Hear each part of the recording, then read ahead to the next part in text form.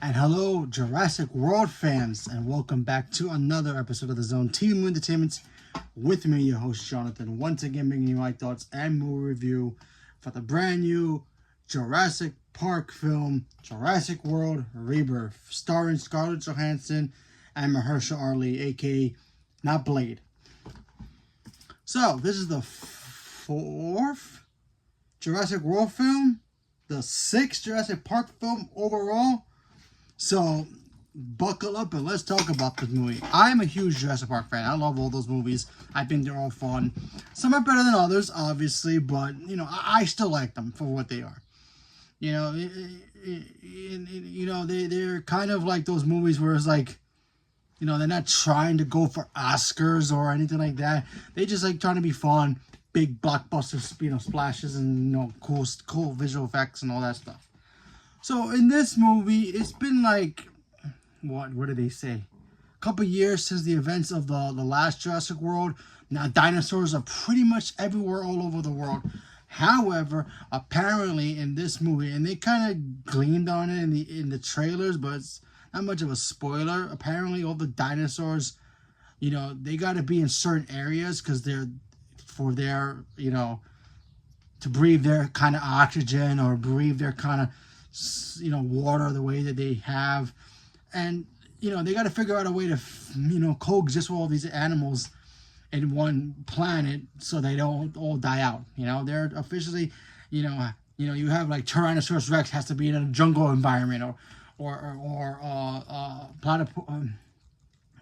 Spinosaurus or whatever, the Mosasaurus in the ocean. It's got to be in a certain amount of water, salt water or non-salt water kind of environment.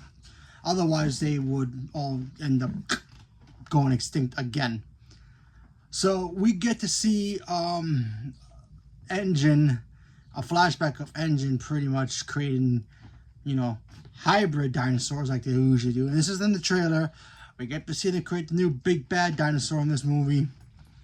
And then we get to go fast forward to modern day. Everybody knows about dinosaurs. Everybody sees dinosaurs in their backyards or whatever.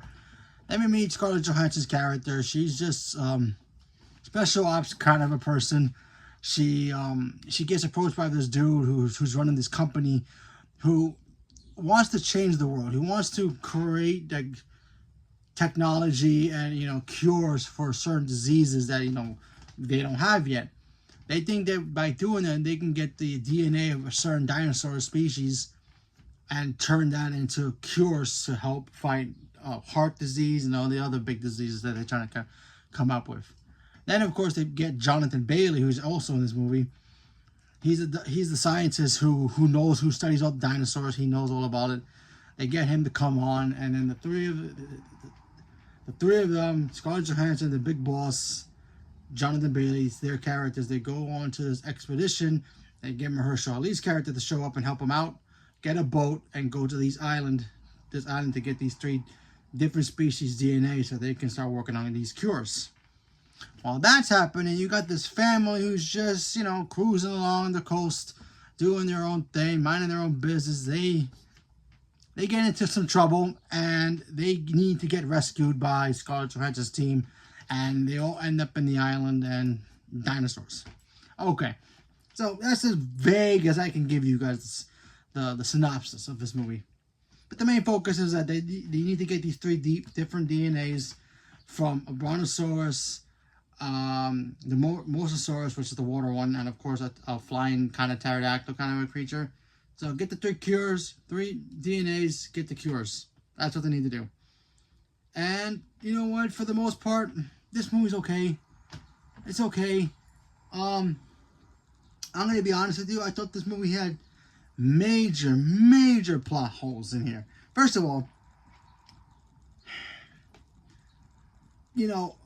I remember when they first gave us Jurassic Park, and we all seen it. They used dino DNA. Something always bothered me, and it kind of came up into this movie.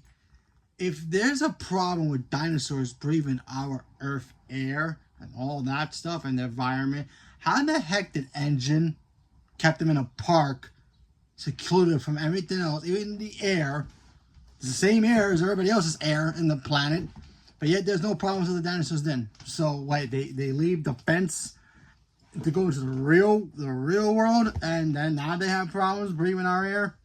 I find that kind of weird, but whatever. Also, I am so done with the fact that, oh, another company is building super powerful being dinosaurs that can roam the earth and, you know, do whatever. And apparently in this movie, people are getting tired of dinosaurs. They're freaking dinosaurs. If I saw a brontosaurus in my backyard, I'm just going to be like, wow, every single time I see it, regardless of how many times I see it.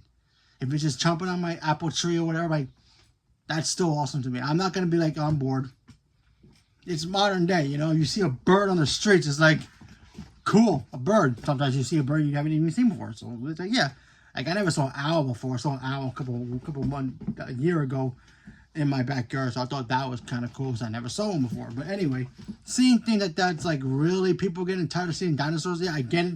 You know, they're in the main world now, so it's kind of weird. Also, I feel like this movie just continue to do the same trope as it's always doing. People get stuck somewhere. Dinosaurs come, and then they fight, and then that's it. And also, there's really not much dinosaurs in this movie, which is not much of a bad thing, because if you look at the other Jurassic Park movies, they're not a lot of dinosaur movies also, but those movies are different, because when we see the dinosaurs, we're like hoping that these characters don't die. In this movie, I'm like hoping Scarlett Johansson's character and of course Mahershala Ali's character don't die, and Jonathan Bailey too, because he's in Wicked, so I like him. I hope the three of them they don't die, but you know the other people I can care less. But still, the characters in here were just like, they were forgettable. I mean, you have a guy and his two daughters and her daughter's boyfriend, and it's like the boyfriend was just like at first I wanted to slap him because there was some things that he said in that movie. I'm like, that's beyond stupid. But then he kind of turned around and was like, all right, he did something cool here. I respect that. All right, you got some props for me now, for now. We'll see how it goes. So that was fine. But overall, I thought the movie was just okay. There were some great moments in here. Don't get me wrong. There were some great moments in here. Obviously, the whole water scene with the Mosasaurus, I thought that stuff was great. The whole pterodactyl thing flying in the air, that stuff was cool as well. Scarlett Johansson kicking butt, that she usually does.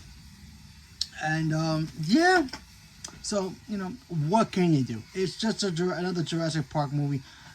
You know, it kind of reminded me of Jaws also. You know, if you watch Jaws, that movie didn't have a lot of Jaws moments in it, and when it does have it, you like freaking the hell out, because you know, like, oh, you get that tension, like, oh, is it in the water? Is it coming up to come at you?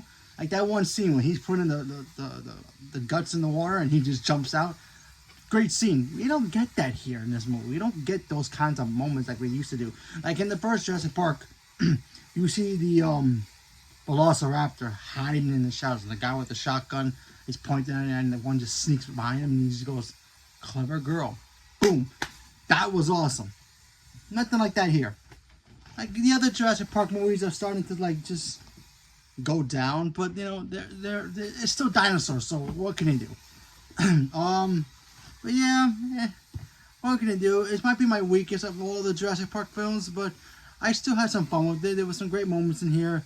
CG was fine. Nothing stupidly brand new with the CG. CG was okay, as always. I feel like they kind of rushed this movie too. I feel like if they would have waited another 2 years and then we got this movie, I would have been like, that was awesome, because we haven't seen Jurassic Park in forever. So, you know, but what can you do?